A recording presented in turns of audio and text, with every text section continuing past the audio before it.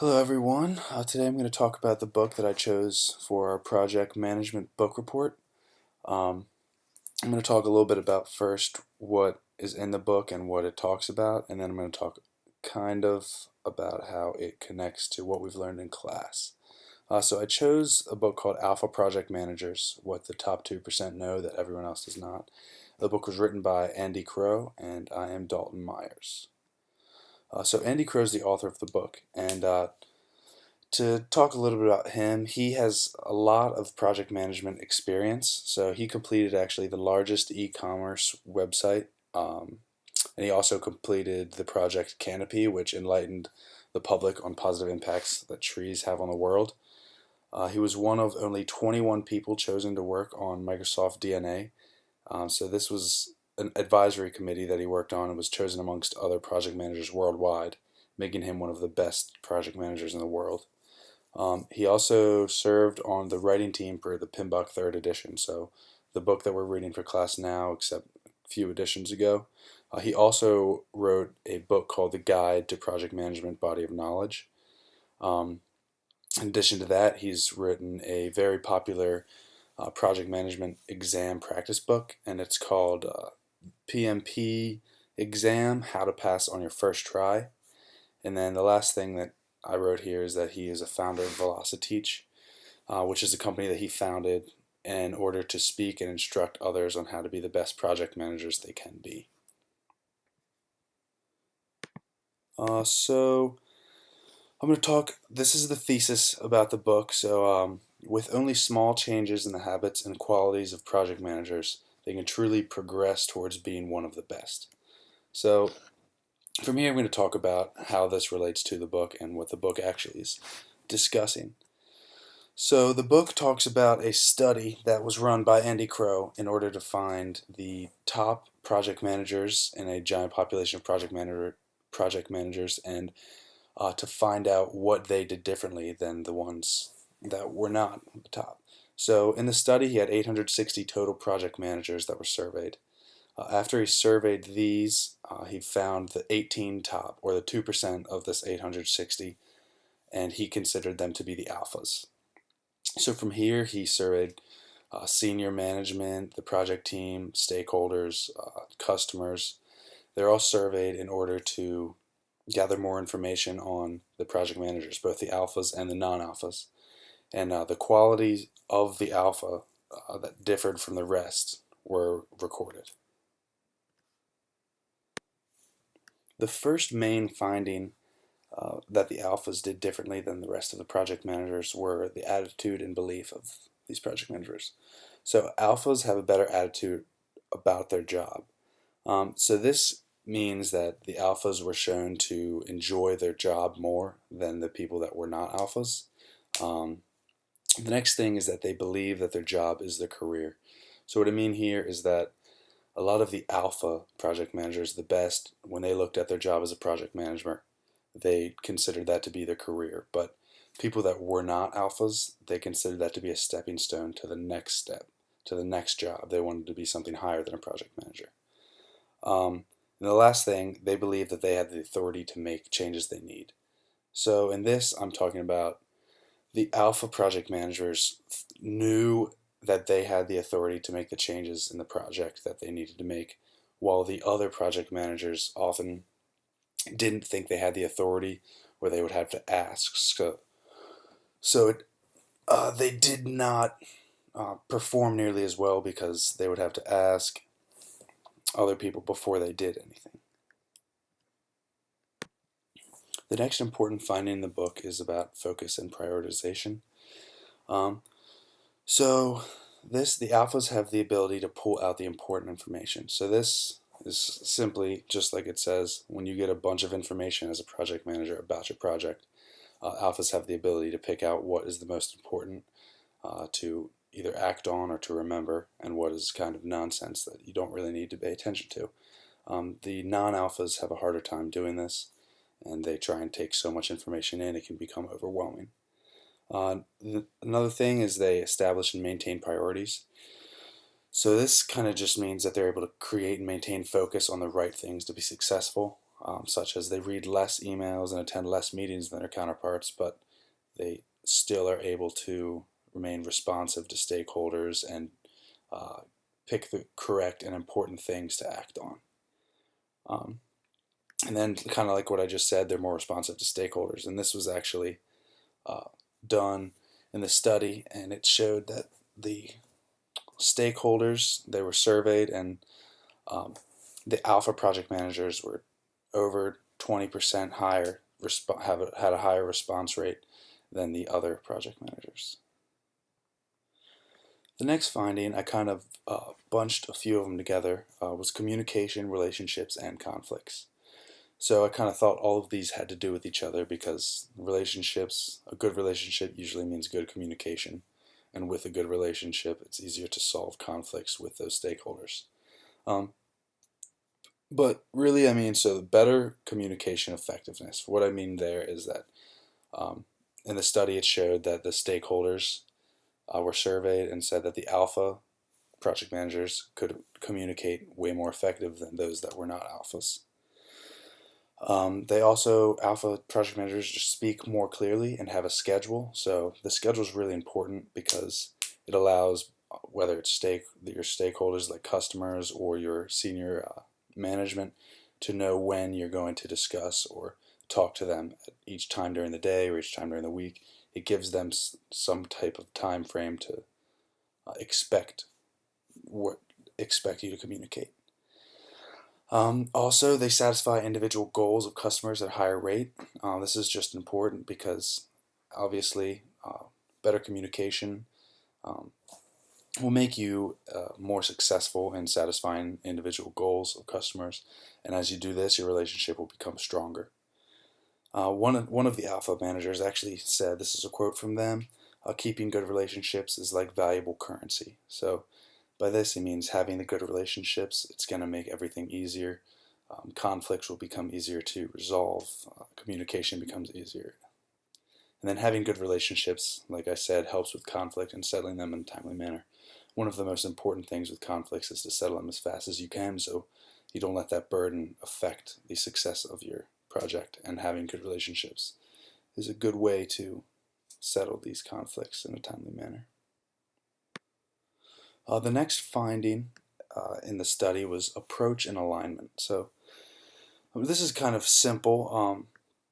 Planning. So what I mean by this is that alpha project managers plan twice as much as the other project managers. Both project managers think that planning is very important to the success of a project, but based on the study, it was actually twice as much time spent studying by alphas than their counterparts. What I mean here by hands-on versus pure management, hands-on is a type of management where it's domain specific. You are hands-on in your project, you know exactly what's going on, versus pure management where it's just you trying to manage your team to do the job for you. Alpha project managers know that the company prefers a hands-on project manager, and they try and do that to the best they can, while the other ones prefer more of a pure management style where they're not specific to the domain of their project, but instead they're leading the others to do the work for them. And then keeping the company's strategic goals in mind during the project. This is something that actually only the alphas really knew. Not even all of the alphas knew this, but when even asked the project managers if they knew the top 3 strategic goals of the company, about 90% of the alphas did, but a lot less. I think under 50% of the other project managers even knew the strategic goals of their company. So this is kind of important when thinking about it. You try and fit your company into what your project is doing, and it becomes a more tight-knit group and better success rate for the projects. The next finding is issue management. So this is a pretty important part of the book, what I thought. So I think this is an easy quality to gain and to change as a project manager to become a better project manager. And it could be as simple as keeping an issue log for all of the issues that come up in your project. So having an issue log will allow you to resolve the issues and prioritize the issues in a way that you think whatever one needs to be solved first. So there could be big issues, small issues, and even some issues just by simple progressing on the project will end. But some of the bigger issues you're going to have to resolve very quickly so they don't linger. And then act fast and know when to bring someone else in. It's not always a good idea to ask your boss or the senior management to help solve an issue every time it comes up. You're going to try and do that yourself and act fast, like I said, so it doesn't linger and cause more problems. But you have to know when it's too big for just you to handle. And then what I mean by issues are like a bag of rocks. One of the alphas actually brought an analogy up where it said, issues on a project are like carrying a backpack full of rocks. So the more rocks you have, the slower you are, the harder it is to do things. So this is kind of like issues on a project, and you have to empty out the bag in order to continue to move at a quick speed and be successful. The last finding was leadership. So this I thought was probably one of the most important findings because not everybody thinks about this. So managing a team and leading a team are two totally different things. Somebody that manages a team is going to get results. They're going to get outcomes. But a leader of a team is going to help a team progress, not only on the project, but as a team. So in order to be a good project manager, you're going to need leadership qualities. When surveyed the senior management, they said that 75% of the projects that fail in their company are because of bad leadership from the project managers, which I thought was just a very important statistic just to help clarify what I'm talking about.